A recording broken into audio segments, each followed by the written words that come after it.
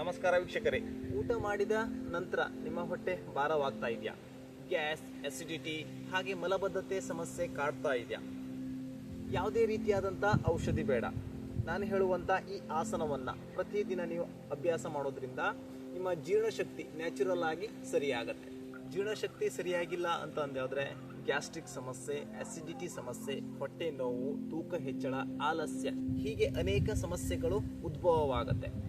ಕೆಲವು ನಿಮಿಷ ನಾ ಹೇಳುವಂಥ ಈ ಆಸನವನ್ನು ದಿನನಿತ್ಯ ಅಭ್ಯಾಸ ಮಾಡೋದರಿಂದ ನಿಮ್ಮ ಹೊಟ್ಟೆಯ ಆರೋಗ್ಯ ಸಂಪೂರ್ಣವಾಗಿ ಬದಲಾಗುತ್ತೆ.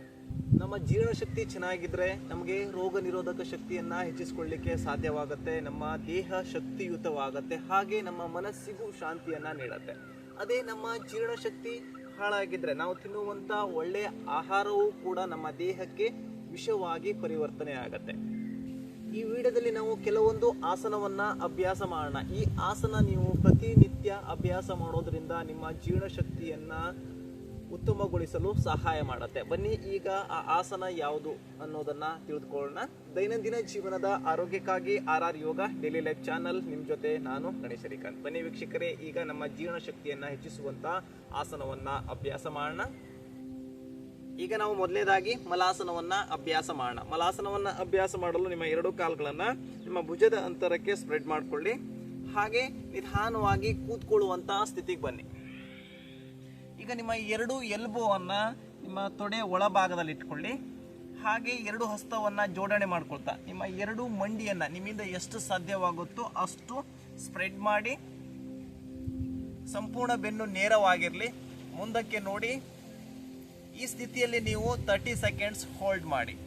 ಈ ಆಸನವನ್ನು ಅಭ್ಯಾಸ ಮಾಡೋದ್ರಿಂದ ಮಲಬದ್ಧತೆ ಸಮಸ್ಯೆಯನ್ನು ನಿವಾರಣೆ ಮಾಡಿ, ಹಾಗೆ ಅಜೀರ್ಣ ಸಮಸ್ಯೆಯನ್ನು ನಿವಾರಣೆ ಮಾಡಿಕೊಳ್ಳಲು ಸಹಾಯವಾಗುತ್ತೆ. 30 ಸೆಕೆಂಡ್ಸ್ ಹೋಲ್ಡ್ ಆದ ನಂತರ ಮತ್ತೆ ನಿಧಾನವಾಗಿ ಕೈಯನ್ನು ರಿಲೀಸ್ ಮಾಡಿಕೊಳ್ಳಿ. ಹಾಗೆ ನಿಧಾನವಾಗಿ ನಿಂತ್ಕೊಳ್ಳುವಂಥ ಸ್ಥಿತಿಗೆ ಬನ್ನಿ. ಇದು ಮೊದಲನೇ ಆಸನ, ನಮ್ಮ ಜೀರ್ಣಶಕ್ತಿಯನ್ನು ಹೆಚ್ಚಿಸಲು ಸಹಾಯ ಮಾಡುವಂಥದ್ದು. ಈಗ ಎರಡನೇ ಆಸನವನ್ನು ಅಭ್ಯಾಸ ಮಾಡೋಣ. ಎರಡನೇ ಆಸನ ವಜ್ರಾಸನ. ವಜ್ರಾಸನವನ್ನು ಅಭ್ಯಾಸ ಮಾಡಲು ನಿಧಾನವಾಗಿ ನಿಮ್ಮ ಬಲ ಮಂಡಿಯನ್ನು ಮಡಚಿಕೊಳ್ತಾ ನಿಮ್ಮ ಬಲ ಪಾದವನ್ನು ಬಲ ಪೃಷ್ಠದ ಬದಿಗೆ ತೆಗೆದುಕೊಂಡು ಬನ್ನಿ. ಹಾಗೆ ಸಂಪೂರ್ಣ ದೇಹದ ಭಾರವನ್ನು ನಿಮ್ಮ ಬಲ ಭಾಗದ ಕಾಲ ಮೇಲೆ ಇಟ್ಕೊಳ್ಳಿ. ಅದಾದ ನಂತರ ಎಡಮಂಡಿಯನ್ನು ಮಡಚಿಕೊಳ್ಬೇಕು. ಎಡಪಾದ ಎಡಪೃಷ್ಠದ ಬದಿಗೆ ತೆಗೆದುಕೊಂಡು ಬನ್ನಿ. ಅದಾದ ನಂತರ ನಿಮ್ಮ ಸಂಪೂರ್ಣ ದೇಹದ ಭಾರವನ್ನು ಎರಡೂ ಪಾದದ ಮೇಲಿರಿಸಿ ಎರಡು ಹಸ್ತವನ್ನು ನಿಮ್ಮ ತೊಡೆ ಮೇಲೆ ಇಟ್ಕೊಳ್ಬೇಕು. ಸಂಪೂರ್ಣ ಬೆನ್ನು ನೇರವಾಗಿರಲಿ, ಹಾಗೆ ಭುಜವನ್ನು ಸಡಿಲ ಮಾಡಿಕೊಳ್ಬೇಕು. ನಾವು ಊಟ ಆದ ನಂತರ ಮಾಡುವಂಥ ಏಕೈಕ ಆಸನ ಈ ವಜ್ರಾಸನ. ಈ ವಜ್ರಾಸನವನ್ನು ನೀವು ಊಟ ಆದ ನಂತರ 5 ನಿಮಿಷ ಅಭ್ಯಾಸ ಮಾಡೋದ್ರಿಂದ ನಿಮ್ಮ ಸಂಪೂರ್ಣ ಜೀರ್ಣ ಶಕ್ತಿ ಹೆಚ್ಚಾಗಿ ಹಾಗೆ ನಿಮ್ಮ ಹೊಟ್ಟೆ ಭಾಗದ ಆರೋಗ್ಯವನ್ನು ಹೆಚ್ಚಿಸಿಕೊಳ್ಳಲು ಕೂಡ ಸಹಾಯವಾಗುತ್ತೆ. ಈ ವಜ್ರಾಸನದಲ್ಲಿ ನೀವು 1 ನಿಮಿಷ ಈ ರೀತಿಯಾಗಿ ಸಂಪೂರ್ಣವಾಗಿ ನಿಮ್ಮ ಬೆನ್ನನ್ನು ನೇರವಾಗಿರಿಸಿ ಕುಳಿತುಕೊಳ್ಳಿ. ಸಹಜವಾಗಿ ಉಸಿರಾಟವನ್ನು ಆಗ್ತಾ ಇರಲಿ. ವಜ್ರಾಸನವನ್ನು ನೀವು ದಿನನಿತ್ಯ ಅಭ್ಯಾಸ ಮಾಡೋದ್ರಿಂದ ನಿಮ್ಮ ಸಂಪೂರ್ಣ ಹೊಟ್ಟೆ ಭಾಗದ ಆರೋಗ್ಯವನ್ನು ಹೆಚ್ಚಿಸಿ ಜೀರ್ಣಶಕ್ತಿಯನ್ನು ಹೆಚ್ಚಿಸಿಕೊಳ್ಳಲು ಸಹಾಯವಾಗುತ್ತೆ. 1 ನಿಮಿಷ ಆದ ನಂತರ ಮತ್ತೆ ನಿಧಾನವಾಗಿ ಕಣ್ಣನ್ನು ತೆರೆಯಿರಿ. ಅದಾದ ನಂತರ ಎರಡೂ ಕಾಲುಗಳನ್ನು ಮತ್ತೆ ನಿಧಾನವಾಗಿ ಮುಂದಕ್ಕೆ ಚಾಚಿ. ಮೊದಲು ನಿಮ್ಮ ಬಲಗಾಲು ಹಾಗೆ ನಿಮ್ಮ ಎಡಗಾಲನ್ನು ಮುಂದಕ್ಕೆ ಚಾಚುತ್ತಾ ಮೊದಲಿನ ಸ್ಥಿತಿ ದಂಡಾಸನ. ಈಗ ಇನ್ನೊಂದು ಆಸನವನ್ನು ಅಭ್ಯಾಸ ಮಾಡೋಣ. ಅರ್ಧ ಮತ್ಸ್ಯೇಂದ್ರಾಸನ. ಅರ್ಧ ಮತ್ಸ್ಯೇಂದ್ರಾಸನವನ್ನು ಅಭ್ಯಾಸ ಮಾಡಲು ನಿಮ್ಮ ಎಡಮಂಡಿಯನ್ನು ಮಡಚಿಕೊಳ್ಬೇಕು. ಹಾಗೆ ಎಡಪಾದವನ್ನು ಬಲ ಪೃಷ್ಠದ ಹೊರಗಡೆ ಇಟ್ಕೊಳ್ಳಿ. ಹಾಗೆ ಬಲಮಂಡಿಯನ್ನು ಮಡಚಿಕೊಳ್ತಾ ಬಲಪಾದ ಎಡ ಮಂಡಿಯ ಹೊರಗಡೆ ಈ ರೀತಿಯಾಗಿ ಇಟ್ಕೊಳ್ಳಿ. ಬೆನ್ನು ಸಾಧ್ಯವಾದಷ್ಟು ನೇರವಾಗಿರಲಿ. ಬಲಹಸ್ತ ಬೆನ್ನಿನ ಹಿಂಬದಿಯಲ್ಲಿ ಇಟ್ಕೊಳ್ಳಿ. ಹಾಗೆ ಉಸಿರನ್ನು ತೆಗೆದುಕೊಳ್ತಾ ಎಡಗೈಯನ್ನು ತಲೆಯ ನೇರ ಮೇಲೆ ಕೆತ್ತಬೇಕು. ಸಂಪೂರ್ಣ ನಿಮ್ಮ ಬೆನ್ನಿನ ಭಾಗವನ್ನು ಟ್ವಿಸ್ಟ್ ಮಾಡ್ತಾ ಎಡ ಎಲ್ಬೋವನ್ನು ಬಲ ಮಂಡಿಯ ಹೊರಗಡೆ ಹಾಗೆ ಎಡ ಹಸ್ತದಿಂದ ಬಲಪಾದವನ್ನು ಇಟ್ಕೊಳ್ಳಿ. ಹಾಗೆ ಹಿಂದಕ್ಕೆ ನೋಡಲು ಪ್ರಯತ್ನಿಸಿ. ಅರ್ಧ ಮತ್ಸ್ಯೇಂದ್ರಾಸನ.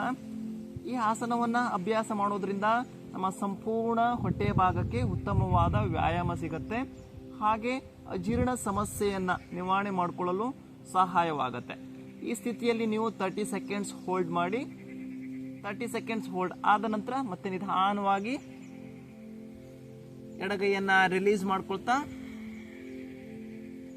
ಹಾಗೆ ಎರಡೂ ಕಾಲುಗಳನ್ನು ಮುಂದಕ್ಕೆ ಚಾಚಿ ದಂಡಾಸನದ ಸ್ಥಿತಿಗೆ ಬನ್ನಿ. ಇದೇ ರೀತಿಯಾಗಿ ನೀವು ಇನ್ನೊಂದು ಬದಿಗೆ ಅಭ್ಯಾಸ ಮಾಡಿ. ಇದು 3ನೇ ಆಸನ. ಈಗ 4ನೇ ಆಸನವನ್ನ ಅಭ್ಯಾಸ ಮಾಡೋಣ. 4ನೇ ಆಸನ ಭುಜಂಗಾಸನ. ಭುಜಂಗಾಸನವನ್ನ ಅಭ್ಯಾಸ ಮಾಡಲು ನಾವು ಮೊದಲು ಹೊಟ್ಟೆ ಮೇಲೆ ಮಲಗಿಕೊಳ್ಳುವಂತ ಸ್ಥಿತಿಗೆ ಬರೋಣ. ಹೊಟ್ಟೆ ಮೇಲೆ ಮಲಗಿಕೊಳ್ಳುವಂತ ಸ್ಥಿತಿ. ಈಗ ಭುಜಂಗಾಸನವನ್ನ ಅಭ್ಯಾಸ ಮಾಡೋಣ. ನಿಮ್ಮ 2 ಹಸ್ತವನ್ನ ಎದೆಯ ಹತ್ತಿರದಲ್ಲಿರಿಸಿ ಉಸಿರನ್ನ ತೆಗೆದುಕೊಳ್ತಾ ನಿಧಾನವಾಗಿ ಮೊದಲು ನಿಮ್ಮ ತಲೆಯನ್ನ ಮೇಲಕ್ಕೆ ಎತ್ತಬೇಕು. ಅದಾದ ನಂತರ ನಿಮ್ಮ ಎದೆಯ ಭಾಗ ನಿಮ್ಮಿಂದ ಎಷ್ಟು ಸಾಧ್ಯವಾಗುತ್ತೋ ಅಷ್ಟು ಮೇಲಕ್ಕೆತ್ತಿ ಮುಂದಕ್ಕೆ ಅಥವಾ ಮೇಲಕ್ಕೆ ನೋಡಿ. ಈ ಭುಜಂಗಾಸನವನ್ನ ದಿನನಿತ್ಯ ಅಭ್ಯಾಸ ಮಾಡೋದ್ರಿಂದ ನಮ್ಮ ಹೊಟ್ಟೆ ಭಾಗದ ಆರೋಗ್ಯವನ್ನ ಹೆಚ್ಚಿಸಿಕೊಳ್ಳುವುದರ ಜೊತೆಗೆ ನಮ್ಮ ಹೊಟ್ಟೆ ಭಾಗದಲ್ಲಿ ತುಂಬಿರುವಂಥ ಕೊಬ್ಬನ್ನ ಕೂಡ ನಾವು ಈ ಆಸನವನ್ನ ಅಭ್ಯಾಸ ಮಾಡೋದ್ರಿಂದ ಕಡಿಮೆ ಮಾಡ್ಕೊಳ್ಬಹುದು. ಸಹಜವಾಗಿ ಉಸಿರಾಟವನ್ನ ಮಾಡ್ತಾ 30 ಸೆಕೆಂಡ್ಸ್ ಹೋಲ್ಡ್ ಮಾಡಿ. 30 ಸೆಕೆಂಡ್ಸ್ ಹೋಲ್ಡ್ ಆದ ನಂತರ ಮತ್ತೆ ಉಸಿರನ್ನ ಹೊರ ಹಾಕ್ತಾ ನಿಧಾನವಾಗಿ ನಿಮ್ಮ ಹೊಟ್ಟೆ ಭಾಗ, ನಿಮ್ಮ ಎದೆ ಹಾಗೂ ನಿಮ್ಮ ತಲೆಯನ್ನ ಕೆಳಗಡೆ ಇಳಿಸ್ತಾ ಮೊದಲಿನ ಸ್ಥಿತಿಗೆ ಬನ್ನಿ. ಈಗ ನಮ್ಮ ಜೀರ್ಣಶಕ್ತಿಯನ್ನ ಹೆಚ್ಚಿಸುವ ಕೊನೆಯ ಆಸನವನ್ನ ಅಭ್ಯಾಸ ಮಾಡೋಣ. ಪವನ ಮುಕ್ತಾಸನ. ಪವನ ಮುಕ್ತಾಸನವನ್ನ ಅಭ್ಯಾಸ ಮಾಡಲು ಬೆನ್ನಿನ ಮೇಲೆ ಮಲಗಿಕೊಳ್ಳುವಂತಹ ಸ್ಥಿತಿಗೆ ಬರೋಣ. ನಮ್ಮ ಜೀರ್ಣಶಕ್ತಿಯನ್ನ ಹೆಚ್ಚಿಸಲು ಸಹಾಯ ಮಾಡುವಂತ ಕೊನೆಯ ಆಸನ ಪವನ ಮುಕ್ತಾಸನ. ಪವನ ಮುಕ್ತಾಸನವನ್ನ ಅಭ್ಯಾಸ ಮಾಡೋದ್ರಿಂದ ನಮಗಿರುವಂಥ ಗ್ಯಾಸ್ಟ್ರಿಕ್ ಸಮಸ್ಯೆಯನ್ನ ಕೂಡ ನಾವು ನಿವಾರಣೆ ಮಾಡ್ಕೊಳ್ಬೋದು. ಹಾಗೆ ನಮ್ಮ ಹೊಟ್ಟೆಯ ಆರೋಗ್ಯವನ್ನ ಹೆಚ್ಚಿಸಿ ಜೀರ್ಣಶಕ್ತಿಯನ್ನ ಹೆಚ್ಚಿಸಲು ಈ ಆಸನ ಸಹಾಯ ಮಾಡುತ್ತೆ. ಮೊದಲು ನಿಮ್ಮ 2 ಮಂಡಿಯನ್ನ ಮಡಚ್ಕೊಳ್ಬೇಕು. ಅದಾದ ನಂತರ ನಿಮ್ಮ 2 ಮಂಡಿಯನ್ನ ನಿಮ್ಮ ಎದೆಯ ಹತ್ರ ತೆಗೆದುಕೊಂಡು ಬನ್ನಿ. ಹಾಗೆ 2 ಹಸ್ತದಿಂದ ನಿಮ್ಮ 2 ಕಾಲುಗಳನ್ನು ಹಗ್ ಮಾಡಿ. ನಿಮ್ಮಿಂದ ಎಷ್ಟಾಗುತ್ತೋ ಅಷ್ಟು ಟೈಟಾಗಿ ಹಗ್ ಮಾಡಿ. ಈ ಸ್ಥಿತಿಯಲ್ಲಿ ನಾವು ಸಹಜವಾಗಿ ಉಸಿರಾಟವನ್ನು ಮಾಡ್ತಾ 1 ನಿಮಿಷ ಹೋಲ್ಡ್ ಮಾಡೋಣ.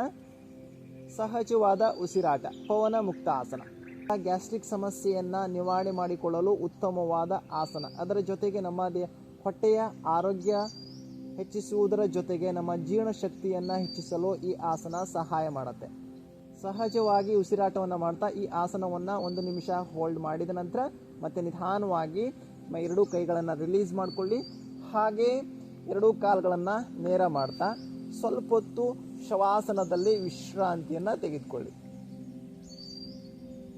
ನೋಡಿದ್ರಲ್ಲ ವೀಕ್ಷಕರೇ, ನಮ್ಮ ಜೀರ್ಣಶಕ್ತಿಯನ್ನ ಹೆಚ್ಚಿಸಿ ನಮ್ಮ ಹೊಟ್ಟೆಯ ಆರೋಗ್ಯವನ್ನ ಕಾಪಾಡಿಕೊಳ್ಳಲು ಸಹಾಯ ಮಾಡುವಂತ ಸರಳವಾದ ಆಸನ. ಈ ಆಸನದ ಜೊತೆಗೆ ನಾವು ತಿನ್ನುವಂತ ಆಹಾರವನ್ನ ಚೆನ್ನಾಗಿ ಅಗಿದು ತಿನ್ನಬೇಕು. ಅದಾದ ನಂತರ ಹೆಚ್ಚಿನ ಪ್ರಮಾಣದಲ್ಲಿ ನೀರನ್ನ ಸೇವಿಸಬೇಕು.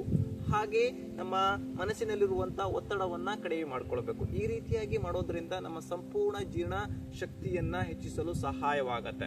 ಹಾಗೆ ನಾನು ಹೇಳಿರುವಂಥ ಈ ಆಸನವನ್ನು ನೀವು 21 ದಿನಗಳ ಕಾಲ ನಿಯಮಿತವಾಗಿ ಅಭ್ಯಾಸ ಮಾಡಿದ್ದೇ ಆದಲ್ಲಿ ನಿಮ್ಮ ಹೊಟ್ಟೆಯ ಆರೋಗ್ಯದ ಜೊತೆಗೆ ನಿಮ್ಮ ಸಂಪೂರ್ಣ ದೇಹದ ಆರೋಗ್ಯವನ್ನು ಹೆಚ್ಚಿಸಿಕೊಳ್ಳಲು ಸಹಾಯವಾಗುತ್ತೆ.